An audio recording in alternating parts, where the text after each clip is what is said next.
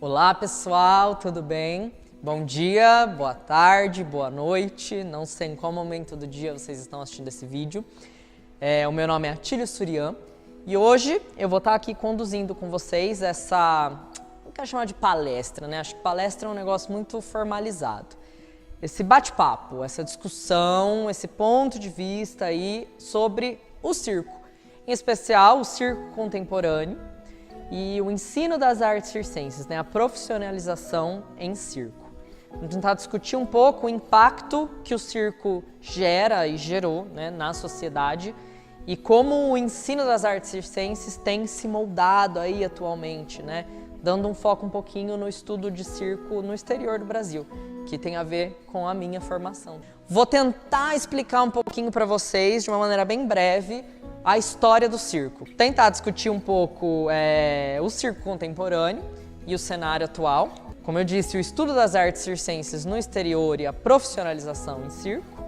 E tentar passar para vocês aí, pessoas que têm interesse no circo e têm interesse até em se profissionalizar em circo, algumas informações que eu acho relevante, algumas dicas também para quem está querendo seguir esse caminho.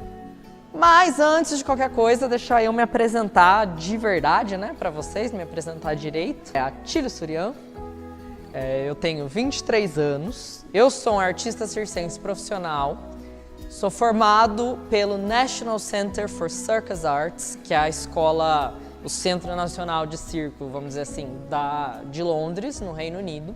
Sou aerialista. O que é aerialista? É uma pessoa especializada em disciplinas aéreas dentro do circo, né? Sempre gostei muito de teatro, de inventar moda, de criar cena na minha casa. E eu sempre fui muito apaixonado pelo circo em si. E em 2014, de repente, decidi, né, que queria fazer circo. Na cidade que eu moro, né, eu sou natural da cidade de Brotas, interior do estado de São Paulo, não existia nenhuma escola que oferecesse, né, aulas de circo, treinamento, nenhuma academia, nada do tipo. Então eu acabei meio que descobrindo algumas escolas em cidades na região, em São Carlos. Fiz umas 2, 3 aulas na Trupe UAA, que é uma escola de São Carlos super legal. Mercy, se você estiver assistindo esse vídeo, um beijo. Fiz umas aulas de lira, que é um aparelho circense aéreo, que é uma coisa que eu gostaria muito de fazer. E me apaixonei completamente. Mas os custos de viagem toda semana eram muito complicados, eu tinha escola, eu estava no ensino médio na época. Então, minha família acabou meio que ficando na dúvida se realmente compensava eu estar fazendo esse tipo de atividade, né? E eu, assim, firme e forte, decidido que eu queria fazer aquele trem. Infelizmente, eu não consegui continuar as aulas, tive que parar. Mas eu não queria deixar de fazer circo. Então eu, na minha humilde residência, resolvi começar a investir num condicionamento físico, num preparo, num alongamento, pensando que aquilo poderia me ajudar de alguma forma, né, para um futuro, se eu pudesse aí voltar a fazer aula de circo. E comecei. Tá que no ano seguinte, em 2015, eu falei, eu acho que eu devia continuar isso aqui. Comprei uma lira, coloquei ali onde dava, treinava em casa e assim foi. Fui levando por 1 ano, 2 ali. E eu comecei a fazer então aulas de balé clássico e outras modalidades de dança. Em 2016, a Aline de Pádua abriu um espaço incrível aqui nessa cidade, que é o Espaço Laluli, que é uma escola destinada à dança. E ela colocou um espaço dedicado ao circo também nessa escola. E foi aí que eu comecei a ter um espaço mais próprio para poder treinar. A Aline acabou ajudando com alguns cursos de capacitação, eu comecei a dar aula nessa época. Eu posso dizer que eu fui, acredito que, o primeiro artista circense da cidade de Brotas. E a partir de mim eu ensinei várias outras pessoas daqui e outras gerações, né, circenses foram surgindo. Até hoje a gente tem vários alunos que começaram desde essa época, estão até hoje aí firmes e fortes fazendo circo aqui na cidade. Mas eu continuava treinando sozinho, continuava aprendendo sozinho através de workshops, até vídeo no YouTube. Mas fui me aprimorando com o tempo, até que em 2019...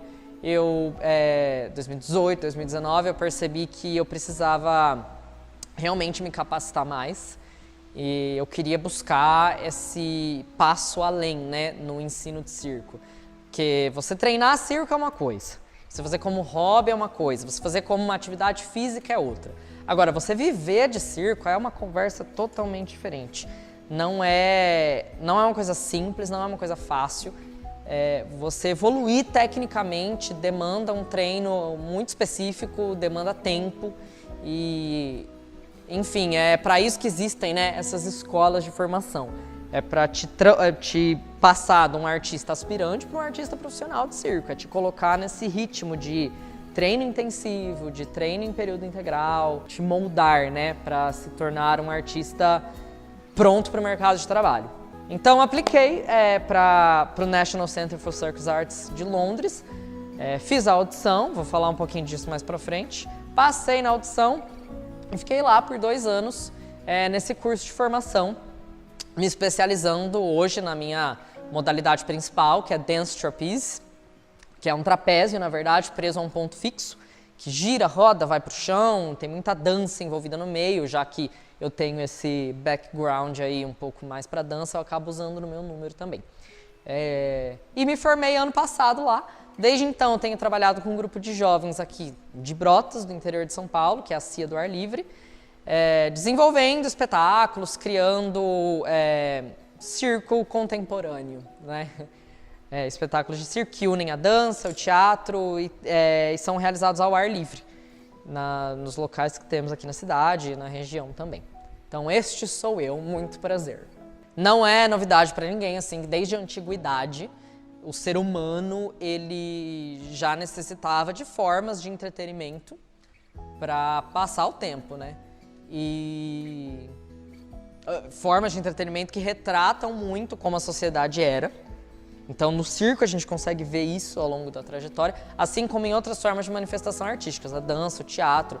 Todas são modalidades que vêm lá da antiguidade e que vieram se moldando ao longo da história de acordo com a sociedade. Conforme a sociedade evolui, naturalmente as formas de manifestação artísticas vão evoluindo, as formas de entretenimento vão evoluindo, porque as pessoas necessitam de coisas diferentes ao longo do tempo. O que as pessoas buscavam antigamente não é o mesmo do que as pessoas buscam hoje, com toda certeza absoluta da vida, né? E a visão das pessoas, acho que essa imagem retrata muito, ela mudou muito também ao longo do tempo. Antigamente a gente tem aí, por exemplo, um uso muito grande dos animais no circo, e a gente sabe que hoje é uma coisa que as pessoas não querem ver, porque sabemos que tem muita coisa aí por trás que não é tão positiva assim. Mas vamos lá, vamos tentar traçar uma linha do tempo aí do circo, super resumida. Colocar 4 pontos assim que eu considero principais ao longo da história do circo. Temos na antiguidade, vou falar especialmente do Império Romano. Aqui a gente vai tratar um pouco do lado ocidental do circo, tá? Não vou falar muito do lado oriental, porque o ocidente é o que vem agora aqui, pelo menos no cenário brasileiro, no cenário que a gente vive, é o que é mais influente hoje. Mas o circo, na antiguidade, temos também ali na China, enfim, no Oriente, as técnicas milenares, as tradições milenares do circo, que são muito importantes também, que têm relevância muito grande para as técnicas de hoje, mas eu vou focar mais aqui no Ocidente mesmo, tá? Então a gente tem ali na antiguidade os circos no Império Romano, né? Tem esse negócio muito forte dos animais, dos gladiadores, das grandes arenas, né? No século XVIII, que é o que muita gente considera o nascimento, onde o circo nasceu, na verdade, e se a gente for pensar no circo moderno, sim, é onde o circo moderno nasceu, no século XVIII, que temos o Philip Astley e todos os seus anfiteatros. Aí a gente tem ali o século XIX e o século XX, que é o ápice do circo, primeira metade, né, do século XX. O ápice do circo são os grandes espetáculos, que eles chamam de extravaganzas, né? Aqueles circos gigantescos. Tem o Barnum and Bailey Greatest Show on Earth, que é o clássico dos clássicos e é o que definiu muito a visão que a gente tem do circo hoje. E lá para os anos 70 e 80 para frente, o Nouveau Cirque, né, que é o início ali dos ideais contemporâneos e tal, e também uma coisa muito importante que é o surgimento das escolas profissionalizantes em circo, que é a institucionalização do circo. Depois disso, o circo contemporâneo é o que a gente vive hoje. Então vamos começar lá na antiguidade, vamos lá. O Império Romano. Bom, qual que é o lance do Império Romano? Os imperadores da época, eles queriam criar, né, esses espaços de espetáculos, né, para a população. Puramente nessa época, vamos dizer, difícil falar com propriedade, né, mas assim, não é tanto uma conotação mais artística que era dada ao circo, é mais... A origem do circo, ela se liga mais ao entretenimento mesmo. Entretenimento. Vou fazer uma pergunta aqui para nossa plateia, aproveitar isso, que eu acho que essa é uma discussão interessante. Entretenimento e arte. Vocês acham que estão separados, que estão juntos? Alguma coisa pode ser entretenimento sem ser arte, pode ser arte sem ser entretenimento? Como que a gente mede isso aí? O que vocês acham? Na minha opinião, depende. Depende de para quem é esse público, né? O que a pessoa está buscando. Eu acho que pode ser os dois, pode não ser os dois. Tem coisa que eu considero entretenimento e que eu não considero uma forma de arte, mas que poderia ser. Você pega o TikTok, por exemplo. Ele pode ser usado como uma forma de manifestação artística, de expressão, enfim. E pode ser puro entretenimento, sem conteúdo artístico nenhum. Para alguns, mas para alguns é arte a dança aqui, entendeu? Então, é difícil de falar. Nessa época era entretenimento. Sem caixinhas. Sem caixinhas. Essa é a grande discussão, inclusive, do contemporâneo hoje, da arte contemporânea, do circo contemporâneo. A gente quer fazer entretenimento, a gente quer fazer arte, mas o circo vai ser o circo sem o fatorzinho ali do entretenimento? Já vamos falar sobre. Isso é uma coisa para se refletir, não tem certo, não tem errado, gente. Arte é arte, entretenimento é entretenimento, o que é para um não é para o outro, não tem como a gente definir muito isso, né? Na minha opinião, pode ser e pode não ser. Então, lá no Império Romano, mas o que o imperador queria, o que a galera queria lá, era entretenimento. Um fato curioso é que os circos lá na antiguidade era o único lugar onde os homens e as mulheres não eram separados. Era onde podiam lá se juntar para assistir esses espetáculos, né?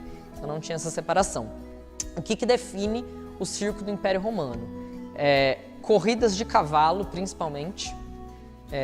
Batalhas encenadas, olha lá a questão da arte ali no fundinho, era encenada, tinha um teatro ali, de gladiadores, aquele negócio que a gente vê em desenho animado, né, da galera lutando com o leão, tudo aquilo, exibição de animais treinados. Então você vê que a origem do circo ela já está fortemente ligada ao uso de animais, desde o seu início.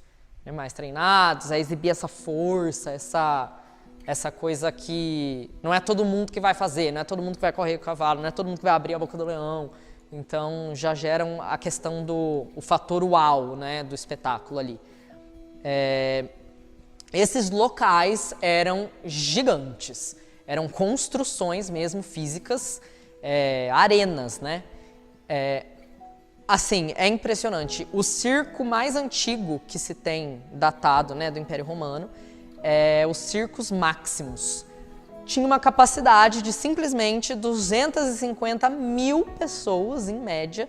Gente, 250 mil pessoas é muita gente. A população de Brotas aqui é 24 mil, 23 mil. É muita gente que cabe nisso. É variável essa informação, tá? Algumas fontes dizem de uma forma, outras fontes dizem de outra, mas em média ali, 600 metros de comprimento, 190 metros de largura. Era um lugar gigantesco. Enfim, outros circos foram surgindo ali, circos Flamínios, circos Neroni, circos of Maxentius, todos circos, construções, arenas gigantes do Império Romano. Isso já acaba definindo, apesar de ser construções físicas, né, essas arenas, elas acabam dando um pouco desse modelo aí para o circo que foi surgindo aí no futuro, dessa coisa, né, da plateia em volta do espetáculo principal, que no circo tradicional o picadeiro fica ali no centro, né, as pessoas em volta, essa coisa mais circular, oval, enfim. As arenas, depois o teatro de arena, a gente sabe que tudo foi se derivando a partir disso também. Então, o circo ele é antigo, gente. Esse é o início aí do circo. Vamos passar lá. Bom, o circo moderno, né? Ele define muito o circo, o formato de circo que a gente meio que associa automaticamente quando a gente fala em circo. Surgiu ali no século XVIII e se disseminou muito no século XIX e primeira metade do século XX, tá? Circo moderno, que a gente fala, não é tão novo assim, tá? Aí a gente tem uma foto que ilustra muito essa ideia aí do circo, uso muito grande de animais. A origem do circo, ela tem essa relação muito forte com os animais. Por isso que eu falo, o circo ele tem uma história meio obscura, ele tem uns períodos meio obscuros aí. A gente tem também no século XIX ali os freak shows, né? Mulher barbada, gêmeos siameses, essas pessoas que eram vendidas para o circo e eram expostas como se fosse um museu, entendeu? Então ele tem esse lado meio estranho. Eu acho que essa fama, essa coisa do circo, ela gerou muita influência, ainda gera hoje, quando as pessoas pensam em circo. Então o circo moderno, ele tem o início ali, a sua origem com o Philip Astley, que era um oficial da cavalaria britânica, certo? E o Philip Astley era um cara meio visionário ali e tal. Então, em 1768, em Londres, ele construiu esse seu primeiro circo, né? Os circos nessa época não eram tendas não eram utilizadas, as tendas surgiram muito depois. Os circos eram construções. Então, você vê, no Império Romano tinham as arenas, e aqui no século XVIII começaram a surgir essas construções que eles chamavam de anfiteatros, certo?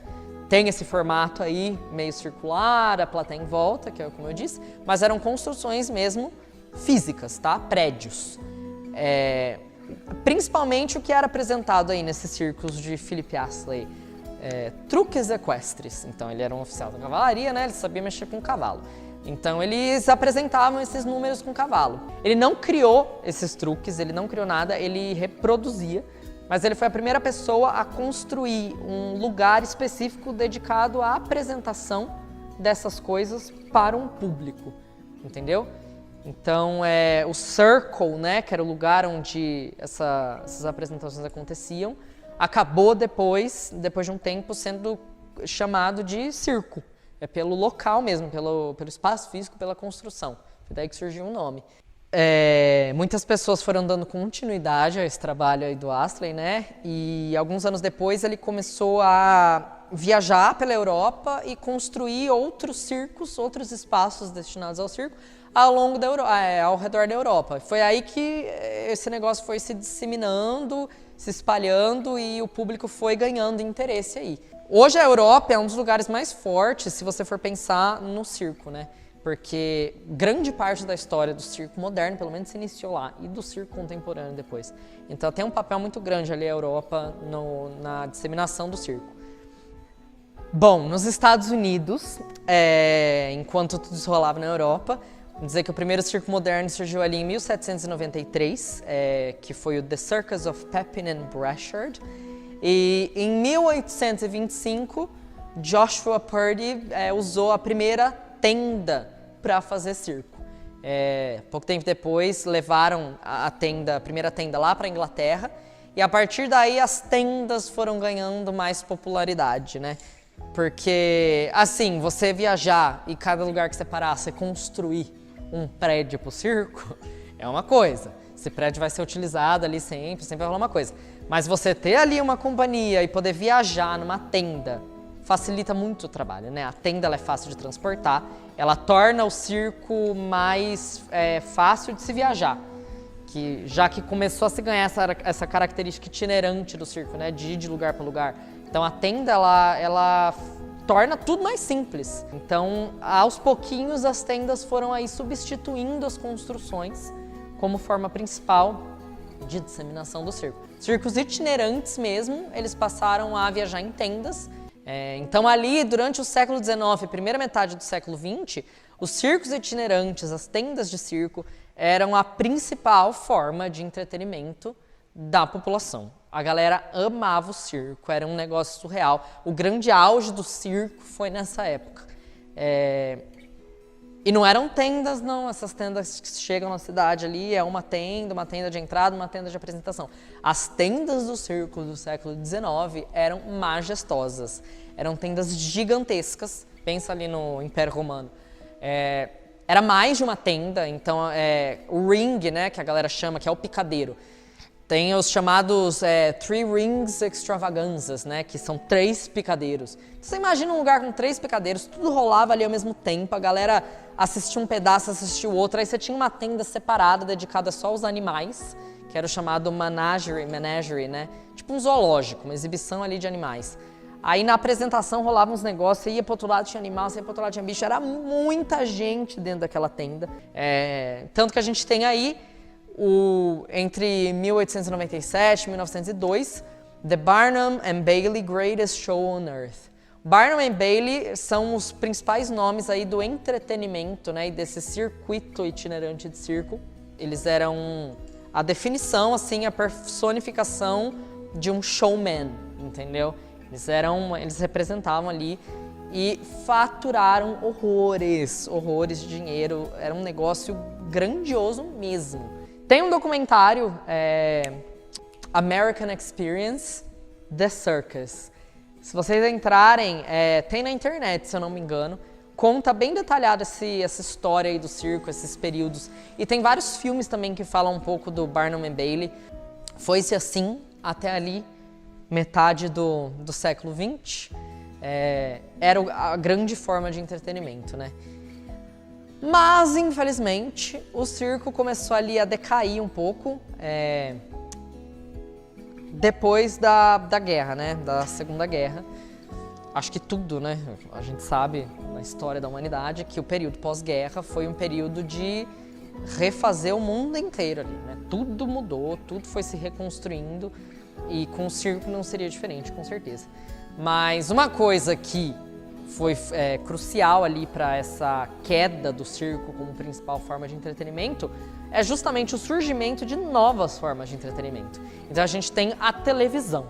Somado a isso, começaram a se discutir, né, várias controvérsias aí do circo, como, por exemplo, o abuso de animais, que era um negócio que rolava muito, né? Então os ativistas da época começaram a debater muito essa questão dos animais. Hoje a gente sabe, né, que na maioria dos lugares do mundo o uso de animais em circo é proibido, ainda bem. Eu sou contra também esse uso de animais, apesar de ter definido muito, né, do que foi o circo ao longo da história. Hoje o circo ele é definido principalmente mais pelo lado físico, humano, esse sobre-humano, né, até que ponto o corpo consegue chegar. Então, aí começou a rolar essa queda, né? E com a queda, consequentemente, começou a surgir ali uma busca por novas abordagens para conseguir atrair o público, entendeu? Muitos circos itinerantes ali, tradicionais da época, começaram a tentar se reinventar, né? Para atrair público, desenvolver novas formas de se fazer o circo ali para não perder seu sustento, principalmente, né?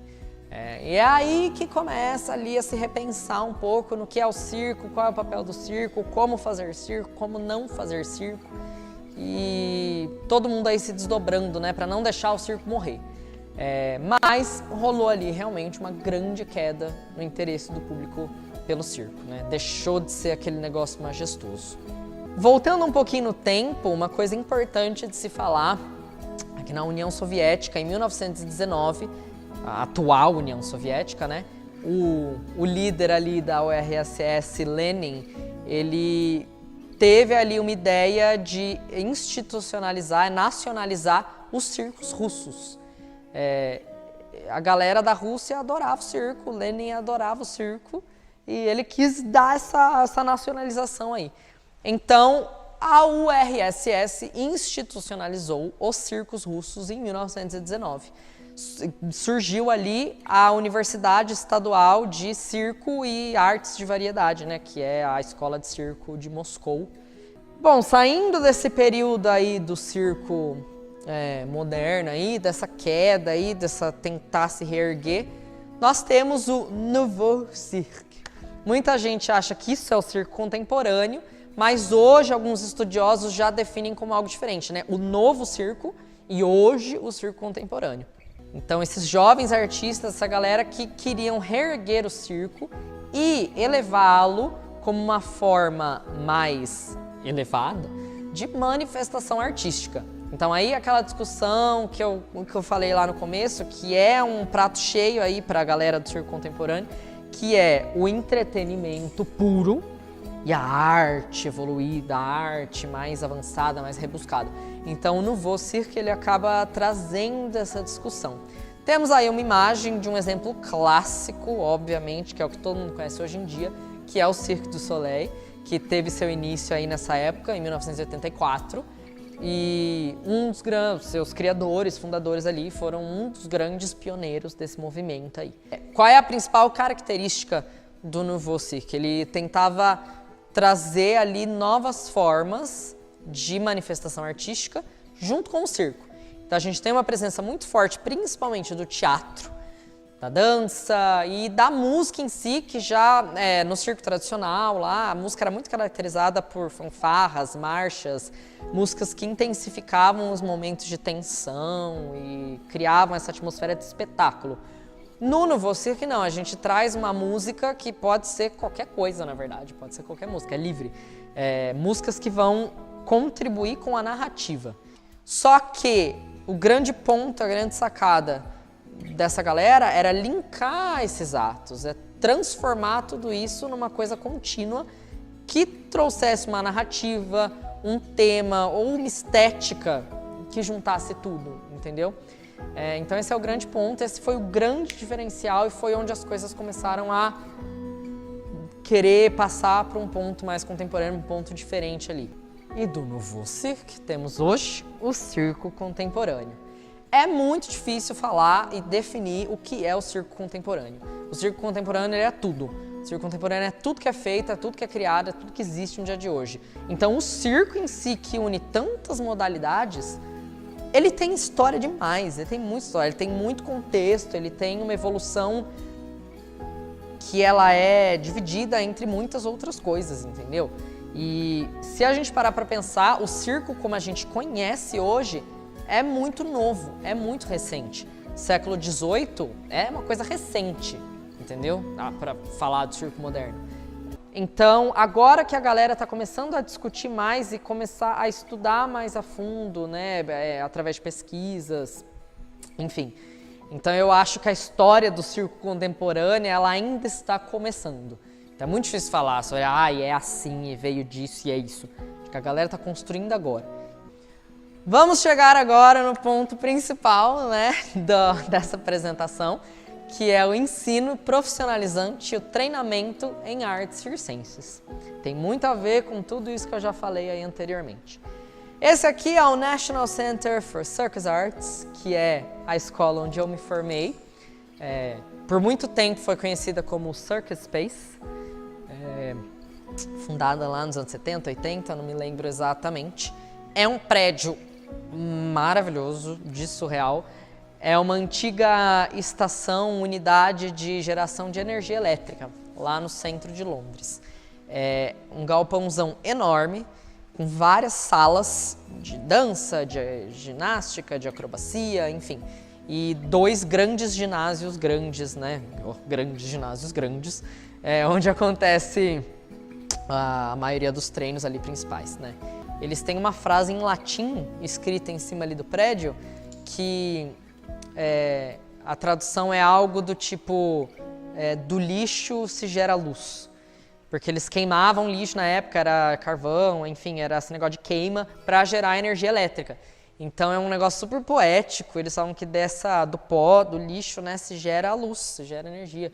E é o que eles tentam passar ali para os alunos também. Lá nos anos 70, né, e 80, com o surgimento do Nouveau Cirque, a galera começou a discutir um pouco as formas de se fazer, de se ensinar circo e de treinar circo. Então, um circo que foge um pouco dessa linearidade das famílias tradicionais e acaba se dissipando e se espalhando um pouco para outras pessoas que não vêm de família tradicional. Então, a gente tem muitos artistas, muita gente que queria passar o conhecimento adiante. Então eles começaram a se reunir, começaram a discutir como as coisas eram feitas. Existiam algumas escolas pela Europa de circo já, e a galera dessas escolas começou a se juntar e conversar sobre o que eles estavam fazendo. Então a escola da Inglaterra, por exemplo, junto com a escola da França, começaram a a querer trocar figurinha mesmo, trocar ideia, tipo, ó, nossos alunos estão aprendendo isso, a gente ensina desse jeito. A técnica, o jeito que a gente ensina cada disciplina é assim. Em 1988 temos o surgimento da FEDEC, que é uma organização extremamente importante até os dias de hoje, que é a Federação Europeia das Escolas Profissionalizantes em Circo. A FEDEC, ela surgiu dessa discussão entre as escolas e dessa união ali da galera que comandava as escolas para tentar institucionalizar o circo para, principalmente a Europa na época, né? Mas hoje se espalhou pelo mundo. Então a FEDEC, ela vem e ela categoriza e define o ensino de circo como nos seus diversos níveis, né? Nível secundário, nível vocacional e o ensino superior. Então, hoje temos pelo mundo as escolas, chamadas escolas nacionais, institutos nacionais, centros nacionais, enfim, de ensino de circo, que são considerados ensino superior, tem lá o selo de ensino superior. Então, a FEDEC, ela vem com esse papel. Nem toda escola oferece essa formação superior, por isso que eles categorizam. Tem o ensino secundário, que ele é mais hobby, vamos dizer assim, é o início da carreira. O ensino vocacional, que já começa a ficar um pouquinho mais sério, então a gente tem as modalidades do circo jovem, dos circos preparatórios, que muitas vezes são cursos preparatórios para os exames de admissão, para os cursos superiores da escola. Então tem até cursinho, gente, tem cursinho pré-vestibular de circo, que é a galera que vai treinar o que precisa para o exame para entrar nas escolas. Tem as fotos aí no slide da Escola Nacional de Circo do Brasil. É um espaço super bacana, fica no Rio de Janeiro, e é fomentado pela Funarte, né? E é incrível a forma como eles trabalham também. A cada 2 anos eles abrem processo seletivo aqui no Brasil, junta a galera da América Latina toda, às vezes até fora do continente. E a cada 2 anos, então, eles fazem um processo seletivo e uma turma é formada, né? O curso tem a duração de 2 anos. É um espaço muito bacana também, com professores que já estão aí, ó, há muitos anos. E eles têm uma tenda também do lado de fora, uma tenda fixa que fazem várias apresentações.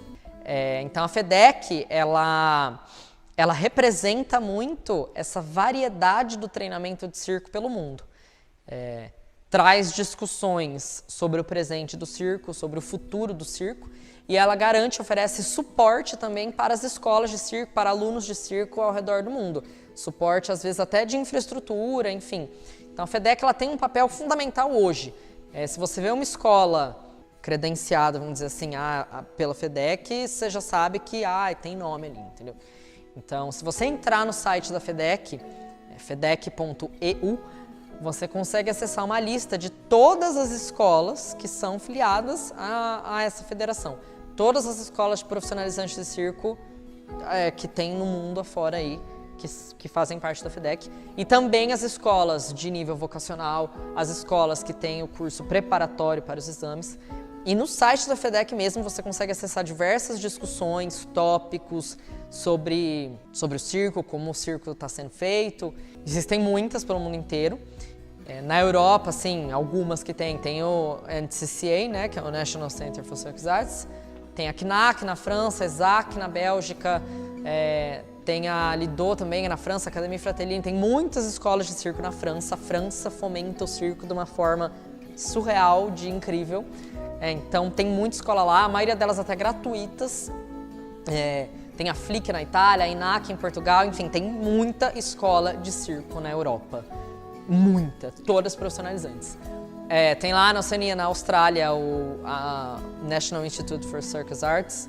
E nas Américas tem aqui a Escola Nacional de Circo do Brasil, a Escola Nacional de Montreal, que é uma das mais famosas também, do ladinho da sede do Cirque du Soleil.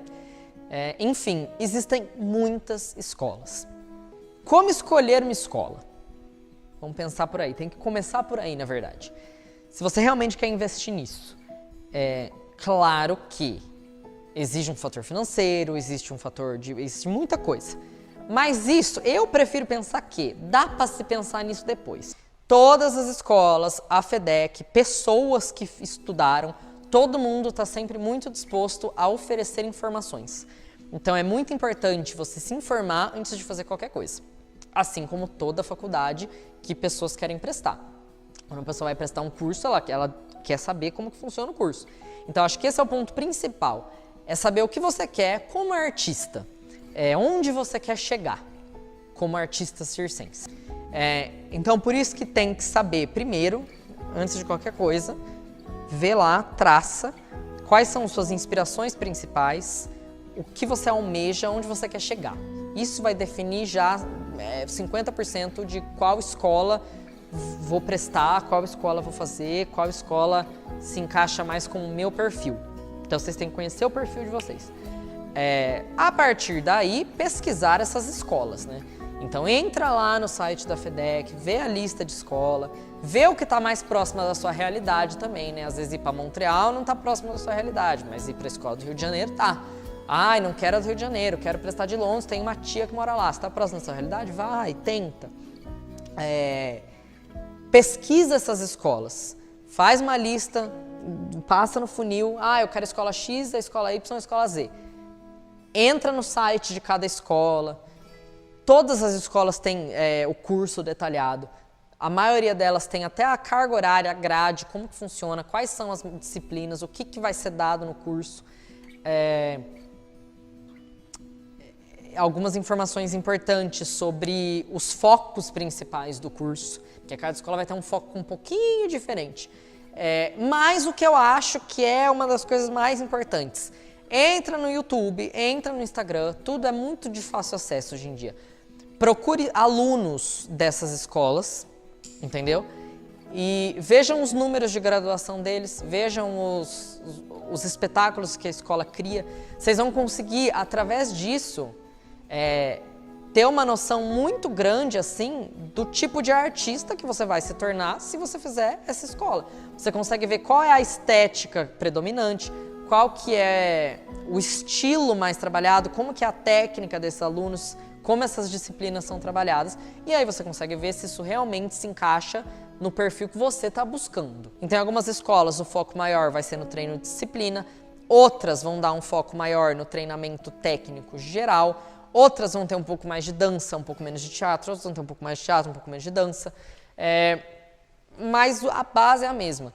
Eu peguei uma época ruim, né, porque eu estudei no meio da pandemia do Covid-19, então muitas das apresentações que a gente faria eu acabei não fazendo, que é uma pena, mas existem outras escolas que fazem muito mais apresentação mesmo, performance, do que a Escola de Londres, por exemplo, então é muito variável. Uma coisa que eu amo da Escola Nacional na National Center, né, a Escola de Londres, são os professores de disciplina.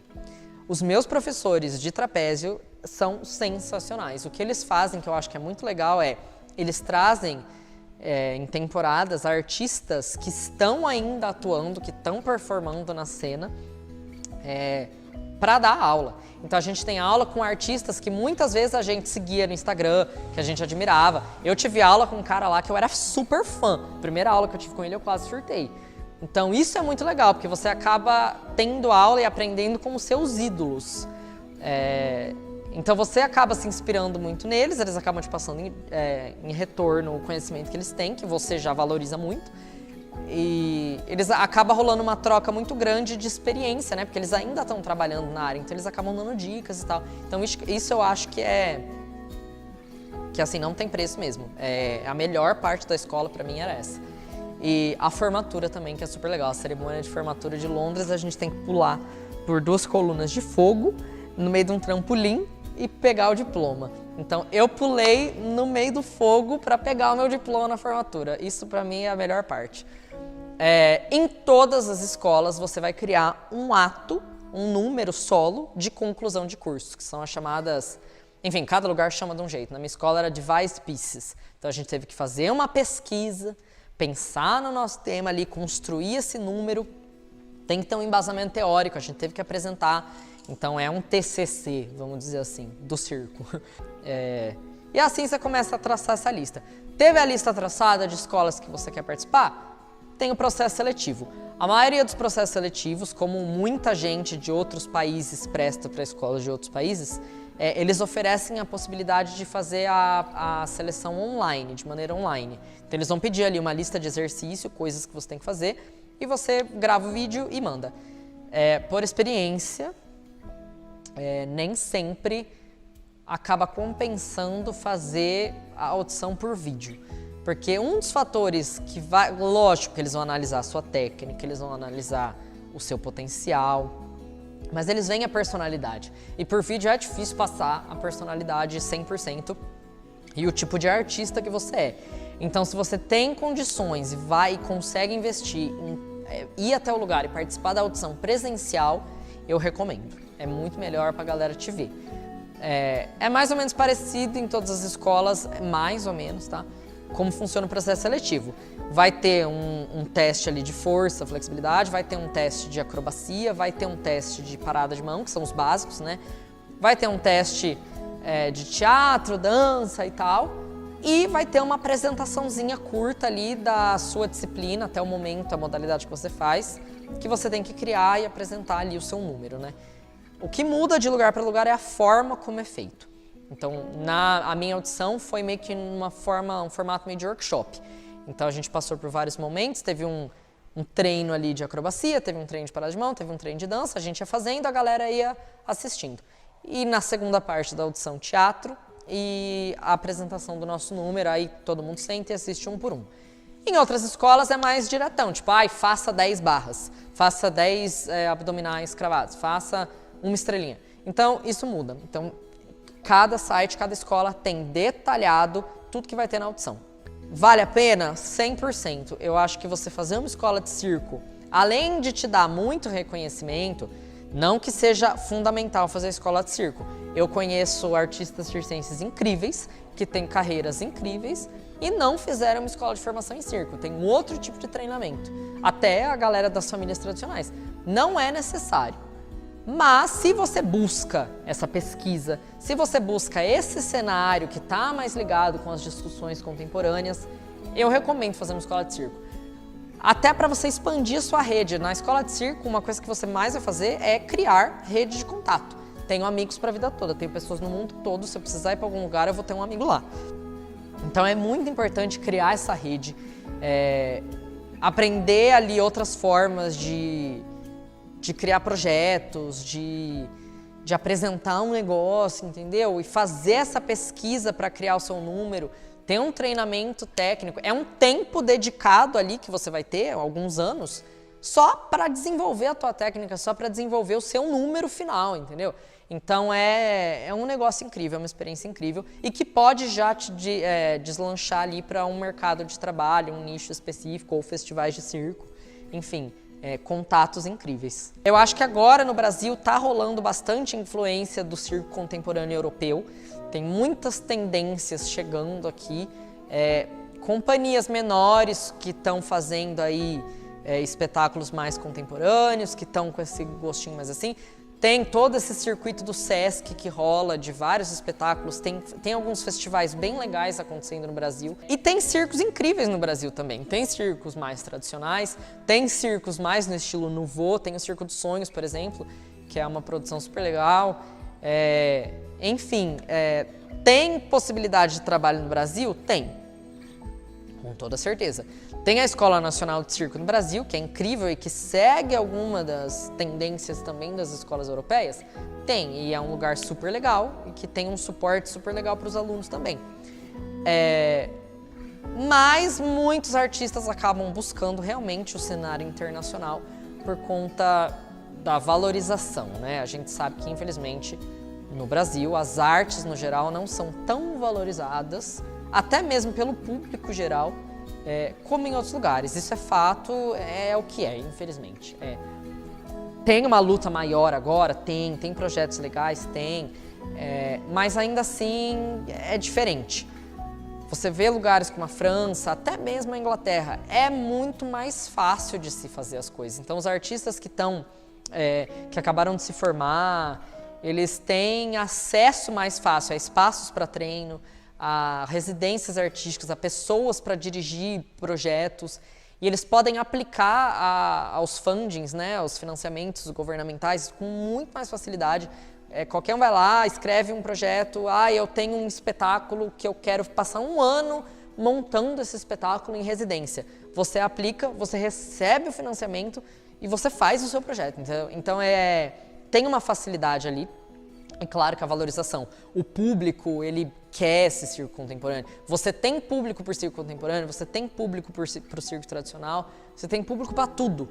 Se apresenta ali na rua, a galera junta, a galera vê. Dizer que não tem nada no Brasil é mentira. Tem sim, e tem coisa muito boa, tem companhias muito boas aqui, tem coisas incríveis que acontecem aqui e artistas incríveis. Mas, como várias outras coisas, as oportunidades do exterior acabam sendo mais atrativas por esses motivos. É sempre bom estar por dentro de audições e castings, né? Principalmente depois que você se forma, que você quer já ingressar no mercado do trabalho. Às vezes a própria escola ela acaba te oferecendo algumas opções ali para você ver. Às vezes você tem que ir atrás. Pesquisa, entra em grupo do Facebook, você vai acha gente que te indica ali e tal. Você prepara um videozinho promocional seu ali, o seu currículo e vai mandando pro povo. Uma hora uma audição aparece. E o negócio é ter confiança, acreditar no que você faz e ir atrás. Acho que para a maioria dos lugares de trabalho, assim, companhias, enfim, você tem que passar por um processo de audição. Você passa ou não, entra no sistema deles lá e acaba conseguindo um trabalho. Alguns sites úteis para estar por dentro de tudo isso. Primeiro, se você vai estudar, como eu disse, é a FEDEC. Temos aí o gov.br/funarte, e aí você entra lá no site, na categoria circo, você consegue achar coisas que estão rolando atualmente, espetáculos, apresentações e as informações sobre a Escola Nacional de Circo do Brasil. E tem esse site que é o circustalk.com, que é um site que está sempre postando, dependendo da sua localização, audições, eventos, espetáculos, enfim, tem várias coisas lá. Perfis do Instagram, né? Tem vários perfis de casting, de coisas que estão postando sempre audições. E os perfis das próprias escolas que acabam postando as etapas seletivas, quando que vai ter, quando que vai abrir, quando que vai não sei o quê, enfim. Gostaria de agradecer a todos pela atenção aí, por ter me ouvido falar tanto sobre um monte de coisa, uma coisa que eu tenho uma paixão muito grande, que é o circo. Para finalizar só, eu gostaria de passar um vídeo, que é o meu vídeo de formatura, é o meu ato de graduação. Para vocês entenderem um pouco também do estilo da escola que eu me formei, já vai dar uma ajudada, espero eu. Ele é inspirado em obras famosas do Renascimento, então a minha pesquisa ela foi baseada nisso. Então, pinturas e esculturas renascentistas que eu tentei reconstruir com o meu corpo ao longo do número. E eu trouxe um tema ali que para mim era muito relevante, que era o tema do pecado e do livre-arbítrio. Então tem todo um estudo ali sobre as questões, o que é o pecado original, com relações pessoais minhas. Então acabei desenvolvendo essa pesquisa e depois colocando ela fisicamente no número. Então é isso, muito obrigado. Façam circo, vão atrás, se joguem, treinem bastante, tem que ficar forte, hein, gente? Muito obrigada a todos. Beijos.